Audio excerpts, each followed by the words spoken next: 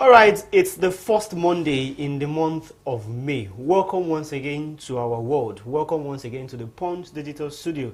And like we do it every Mondays, it is Punch Sport Extra, where we x-ray the best sporting stories from our paper and, of course, the ones making the rounds in the world of sports. My name is Abiodun Adewale, reporting for duty this beautiful Monday afternoon.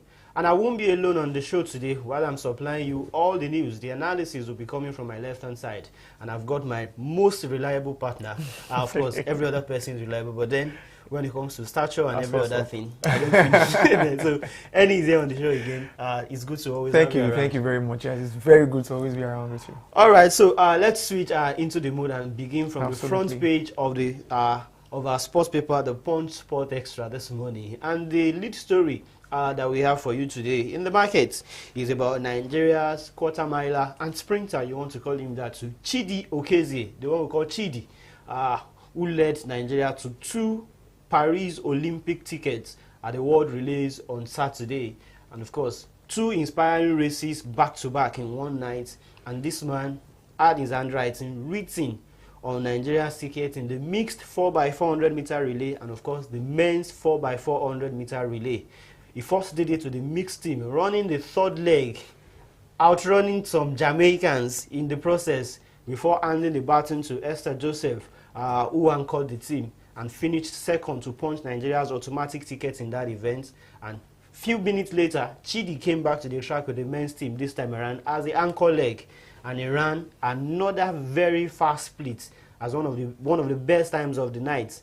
Perhaps his personal best, I would have to check that, and handed Nigeria another automatic ticket in the men's 4x400 meter relay. And that is why on today's edition of the Punch Sport Extra, we call him the late bloomer, because this guy is 30. Yeah. And he has started running for Nigeria since 2016. And he's about making waves at the peak of his career.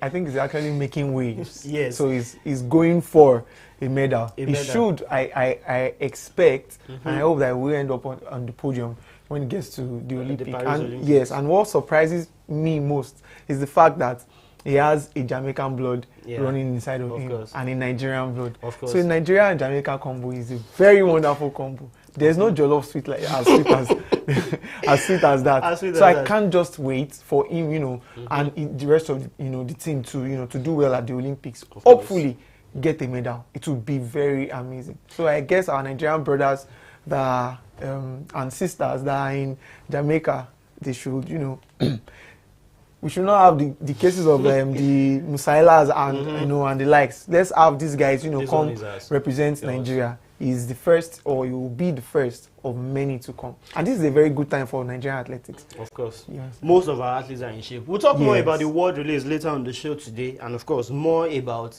the 2 other tickets Nigeria picked in the early hours of today in the Bahamas as well, while we also have many other stories on the front page. So let's quickly take a look at them before we go to our talking points on the show today. Victor Osimhen, the Scudetto winner, reigning champions in the Italian Serie A. Although Inter Milan have been crowned new champions already, but then last season's winner, and of course the current highest goal scorer, the one who holds the prize of the highest goal scorer, is going to be handing it over to another person this morning. He's still very hot in the market, very hot, and it looks like teams are already running around to see how they can meet his requirement. But what we have is now Chelsea are offering Lukaku plus 90 million euros for Victor Osimhen. As at Saturday into Sunday, we already understand that PSG were already ready to pay the 120 million euros that Napoli are asking for. This guy, Napoli might be in bad form. Yes. His asset is still looking like a very good asset in the market. I can't wait to hear the chants of Victor Osimhen wherever he ends up. However, if he ends up in Chelsea, I suspect Didier Drogba. If you are seeing this, double D, I suspect you. If you notice during the AFCON, he was with Osimhen after the games, several games, even before the finals. You understand? So he could have been doing some, agents work for Chelsea. You understand? I hope it will be a good move to Chelsea.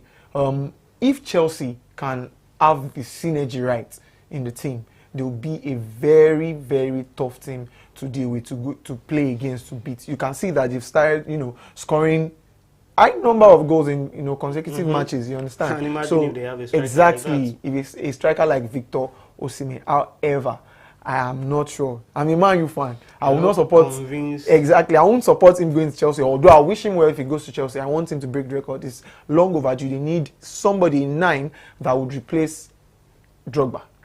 They can actually say, oh, finally we have a replacement from Drogba. And who knows? Could be coming from Nigeria, where the African country, where continent rather, where Drogba is from. Africa for Africa, you want to exactly. See so Liverpool yesterday, they were on a sort of bouncing back, but then that might be insignificant in terms of what it means for their season this year. Yes. It looks it's already over, but they beat Tottenham Hotspur 4-2, while Chelsea also beat Westham United by 5 goals to nothing. Chelsea. Leaving David Moyes feeling very sorry at the end of that game. So I heard David Moyes saying that they have lost these matches because I think they lost another match before this, yeah. And he said that he's tying it to the fact that they sold Declan Rice to Arsenal. Since when? I do not understand. I do not understand why he had to say that, but they got the money for the player.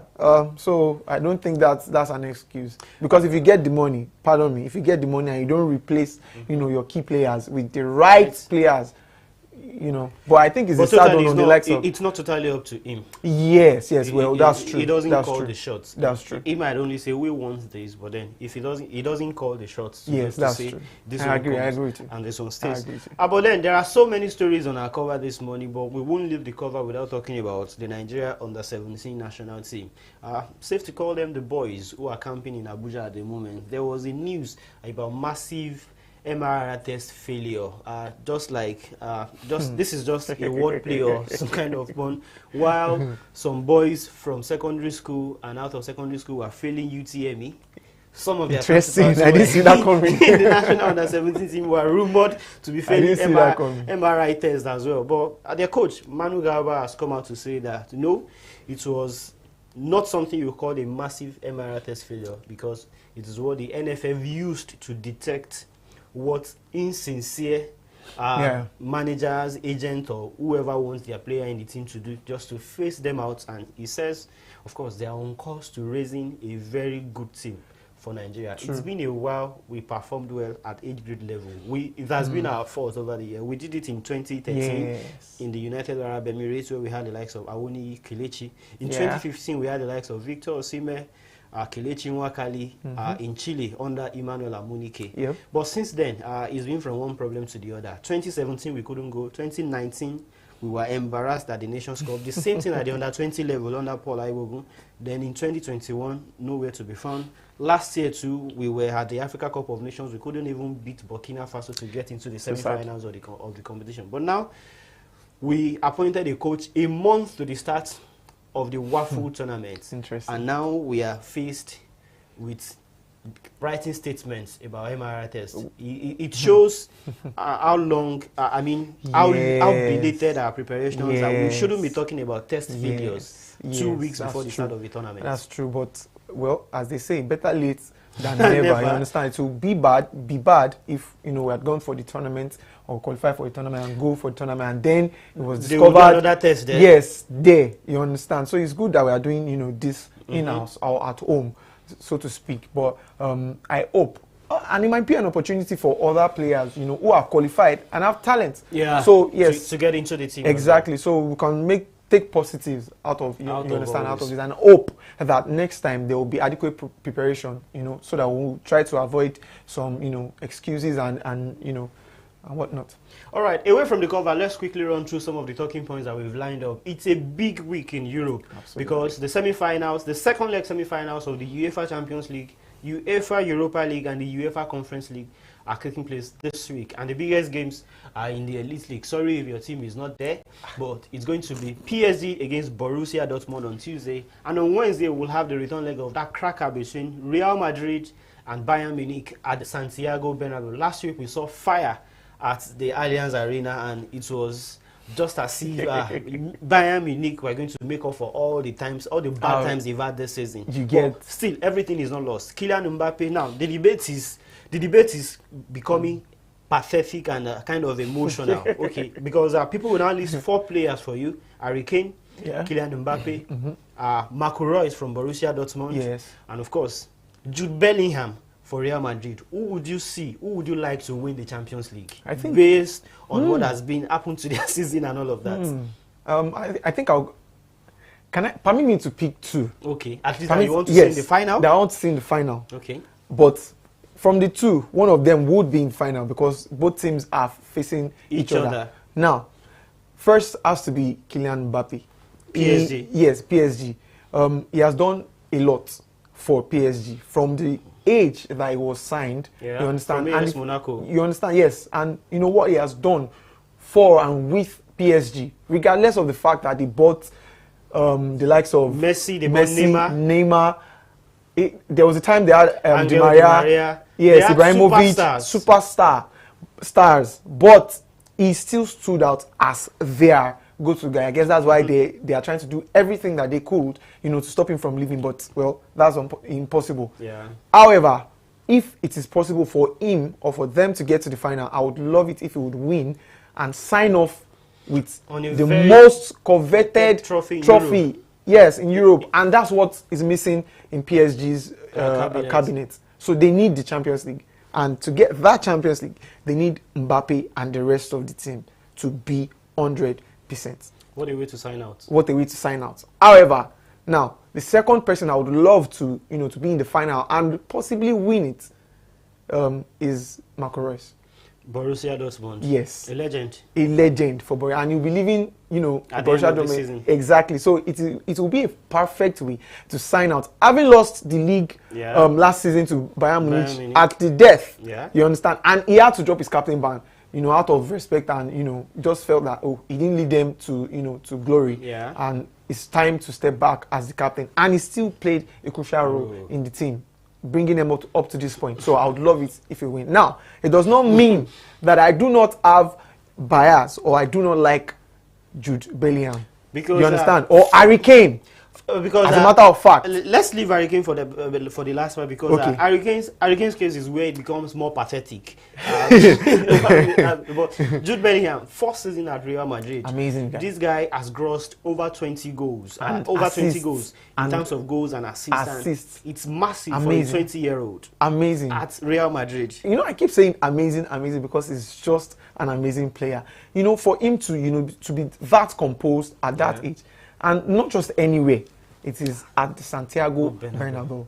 The biggest club. The biggest, yes. In the world. Yes, they are. They are. So it is, you need to give him kudos. It's amazing. And if they do win, it's well deserved. Thank you. I think that's a statement. So maybe in Bellingham's case, if he doesn't win it this season, Mbappe is joining him next season.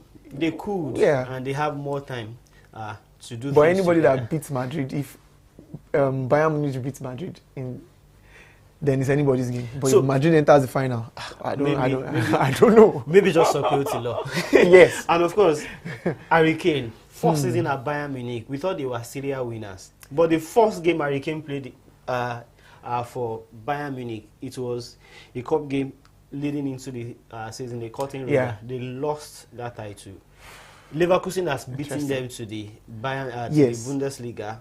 They are out of the DFB Pokal. Exactly. The Champions League is what is left. They've had a chaotic season. Harry Kane seems to be the player that will score but will never win a title. Well, I think if you look at the team itself, I think they have been shaky from the management. Very chaotic season. From the management, the back room, and then the coach, as well as the team itself. You understand? I don't know, maybe bad blood between you understand. So because if you recall, recently they were asking questions that would they like to do the same thing that Barcelona has done by retaining Xavi for next season with Thomas Tuchel, who is a German, but they said no. They ruled out that fact. The relationship seems to be very acrimonious. Exactly, it seems smeared. So I think the only way that they can win is to get their acts right. Just accept that this season has gone and this is the only thing left. You understand? Let's bring back the old Bayern Munich, the Bayern Munich that we have seen before. Yes, in times past. And everybody should not blame Harry Kane. He has scored the goals. He has done his So job. what else do you want him to do? He has scored the goals. Maybe the team entirely. And they could actually win the Champions League. 2-2 at Allianz Arena. Yeah. It is still all to play for. Very much Santiago Bernabeu later this week. But then let's move very quickly on the show and come back to England, where the English Premier League title race is still on. Over the weekend, we saw teams like Real Madrid, Sporting Lisbon, and PSV lifting their trophies, various league titles. But then in England, it is still not all done. With 3 games left, some Pep Guardiola is still saying Arsenal won't drop points, but he's not talking about City. Exactly. So that's the point. Now, the league is City's to win or lose. To lose. You understand? So, the decider, as predicted by the High and Mighty, has failed. In person of in club of Tottenham Hotspur, thinking that because they have matches with Liverpool, Arsenal, and then City, they would somehow influence the season. But they've been brushed aside in 2 of those fixtures. Pretty brushed aside, you understand? And it goes to show the fact have even affected their own UEFA Champions League ambitions. Exactly, and they are not miles away from the likes of Manchester United, who have and even Aston Villa, who are trying to coast. No, Aston Villa are still 4th. You understand? They are 5th, and then the likes of Chelsea and Newcastle United. Now, there's a certain team that I feel that I've been saying would likely, decide this Premier League. Now there are 2, and they reside in Manchester. Okay, in Manchester. Not Fulham. They reside in Manchester. The Manchester Blue, that's Manchester City, if they decide to draw points. And then the cracker between Manchester United and Arsenal. A loss for Arsenal in that game. That's the end. It's over. You understand? And a victory for them might, it strengthens them and might give City. But it still doesn't leave it totally in their hands. Exactly. So, but the Manchester teams will likely decide who wins the title at the end of the season. And Manchester United can just, just destroy Arsenal's hope. While the title race is not over in England as well, who might go home as the winner of the Golden Boot? David Raya has already won the Golden Glove outrightly with 15 clean sheets already. No one is going to catch up with him until the end of the season. And of course, Haaland replied with 4 goals.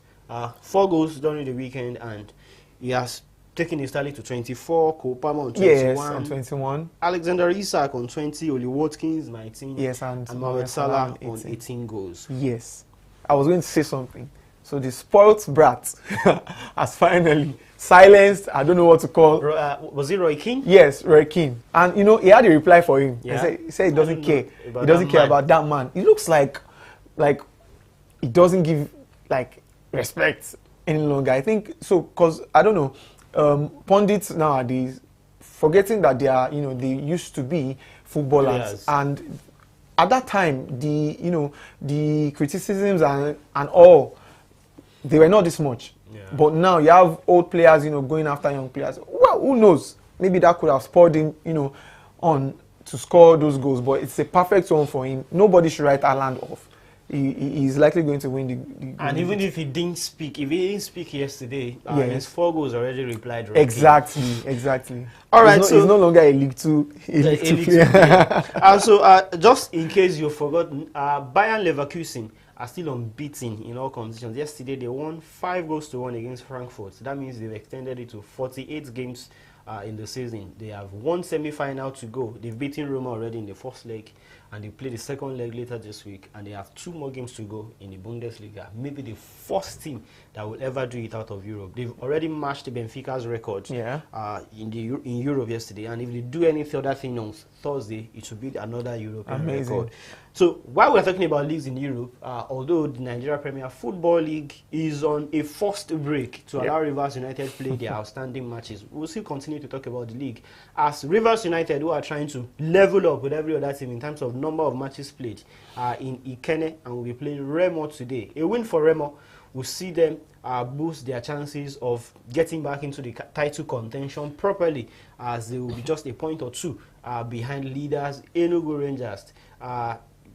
Safe to also say that the 1-point deduction that was handed, the 2-point deduction that was handed Eimba because of that game against Doma United. I've never seen something like that in my entire life.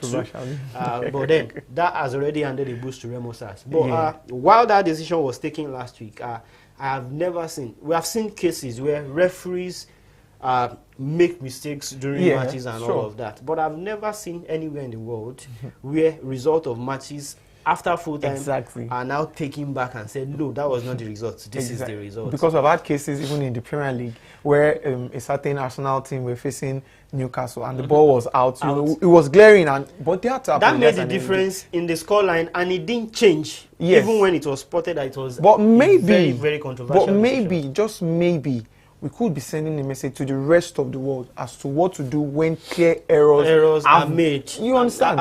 Have impacted the result of matches. Yes, because it could cost them. It could cost anybody, you know, title contenders the league. So I think that's a message to the rest of the world, the big, you know, especially the big leagues. Oh well, that's where we find ourselves. As we custom on the show this afternoon, we are still talking about Nigerian stories, and this time around, let's talk about, before we switch to athletics, which we will be using to round off the show, let's quickly switch to something that has to do with Nigerian football. As at the time that this show was on last week, the Nigeria Football Federation were yet to announce the new coach of the Super Eagles. But then, some hours later after we left the studios, we just saw the mail, pam, pam, pam, Finidi George appointed as the head coach of Nigeria Super Eagles, and we understand that he's been given a 2-year contract, and the first assignment is to lead Nigeria to the World Cup. Now, Finito, who is a former player himself, a legend at the Nigerian level, and he's a player that has done it outside of Nigeria as well, won the Champions League in Europe, did a lot of things. As at today, Ipswich, who are coming back to the Premier League, they were looking at their top 10 goals in the Premier League. Finito's goal was among them. So, yes, I think it was that goal that he intercepted, made a pass. It was like a brilliant move. And the pace for the finish was just too composed for someone that was running at that pace. You understand? And it was a one touch, he chipped over the keeper, and you know, amazing guy. Now he has the job of leading the Super Eagles of Nigeria. The most difficult job. Thank you for saying that. The most difficult job at the moment. How do you see Finidi playing now? Not forgetting that he's leading Eyimba to trying to win their 10th NPL title as well. Yeah, so I think it's a big one for him. It's going to be a big one for the federation as well, entrusting the team to, you know, a Nigerian coach. To a Nigerian coach, you want to show that this is not a mistake. You understand? Sure. However, there's a lot of confidence behind, you know, the decision, and then from Nigerians as well. Well, there have been not like too many backlashes. You understand? So I feel that, you know, if he manages to get the team, you know, on his side, that's the most important thing. Get the players on your side. And, you know, from what I heard him say in one of his interviews, and it was, you know, talking about the coaches he has played on, I think, and the big coaches that he has played on, I think Gus Hiddink was part of them. So mostly Dutch coaches. He was picking highly of those Dutch coaches, and why he even went to Holland for his own coaching certificate. So he's looking at replicating the same thing in the Super Eagles. It will be very amazing seeing the Super Eagles, you know, play, you know, one, two games like that. We play brilliantly. Actually, we have the players, the players to play brilliantly. So it will be actually amazing to see, you know, infuse his pattern of football into Super Eagles and then get victory. You know, it's one thing to, you know, to have a good play and then get the results. So the result is usually the most important. So I wish him all the best. I feel and I hope that he will do, you know, just what he has promised, because he said his target is to get Nigeria the World Cup ticket. We can't just afford. I like the confidence. Yes, you have to be confident. You know, if you have worked as the assistant coach with the last foreign coach for over 20 months, and of course there were 2 friendly matches, you were entrusted to undo them as well. It means that you've passed some litmus tests. Prior to getting the job. So let's just forget about all the shenanigans that took place during the application process and all of that. The NFF have taken a very big decision. So on their hands too, it's really hot. Like one of my colleagues would say, it's like one of these staple meal in Nigeria that when you put it in your hand, it smells. And so you better not stay in your hands with the decisions that you made. So let's just hope the NFF will have every reason. And the question that will be on the lips of everybody will be, are we going to see homegrown players? in the national team as well. So it will be amazing to see. From all indications, too, he's an MPFL coach. Yes. So I hope they work things out in that regard as well, because June, when we are playing the qualifiers, will be very crucial for his club as well. But I'm very sure for us in the media too, when we get to that bridge, we will cross it. Absolutely. So finally on the show this afternoon, let's talk about Team Nigeria at the just concluded World Relays in the Bahamas, where we picked 4 of 5 relay tickets to the Paris 2024 Olympics. It began on Saturday with 2. Of course, we could have picked 3 on Saturday, but then we picked only 2 and picked 2 on Sunday as well. The only ticket we didn't pick is a race that we did not start due to the absence of some of the quarter-milers in that one. And the major among them was Omolara Ogumakinju, who got injured in the US while running for our school and could not be there in Bahamas to compete. So it was quite unfortunate in that area. Yeah. But on the other side too, 5 relay tickets were available. We picked 4 already. Amazing. Which is the 4x400 men's relay, the mixed 4x400 meters as well, and of course the men and women's 4x100 meter relays. We have ticked all those buckets, and we'll be seeing these guys compete at the Olympic Games. I can't wait. I cannot just wait. I can't just wait.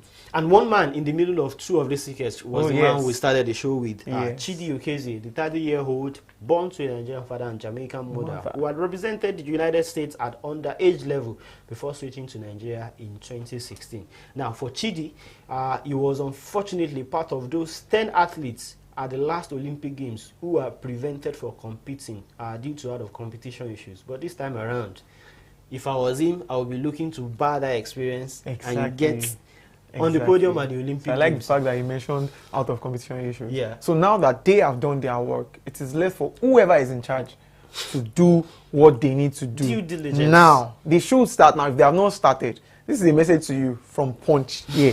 Please start now, because it will be so heartbreaking. You understand? For these guys to have put in the work all along and get to the Olympic Games to see. You know, you have defeated tougher opponents, and you know, you have gotten to, you know, where you need to showcase yourself more and, you know, get the medal, knowing fully well that you have what it takes. You understand? And then you now hear that, oh, this little issue, there's this paperwork issue, and there you can't compete. So they need to sort out jersey wise, or the suit wise, everything. They need to sort it now. This is time to sort it now. Yeah, things as little as that. We should be able to tick all those boxes. If they even need people that will handle social media for these guys, they should. No, it's because it might sound funny, you understand, but little things like this matter. Yeah, so they should do it now, and I wish Team Nigeria all the best. Of course, all the best to Team Nigeria. And for the female 4x400 meter team who did not compete in the Bahamas, from what we understand, the next event they will be having to qualify will be maybe the Region 2 events in Africa here, and of course the African Championships itself before the Olympic Games. So they still have like 2 more events to compete. So it's about getting these athletes back in Nigeria, and of course to come and compete. One of them, we understand, had visa issues as well and could not travel to the Bahamas. So, but then let's hope that when they compete, they get a ticket, and it's 5/5. Then we'll begin to pay attention to those individual races. Yes. Those are the areas we want to see. Well, if you call that one the last exchange of the baton on the show this afternoon, you are definitely right. I've enjoyed working with everyone, and of course, Annie in the studio as well. It's always been a pleasure. Let's do this again next week, Monday. My name is Abiodun Adewale. Until then, bye for now.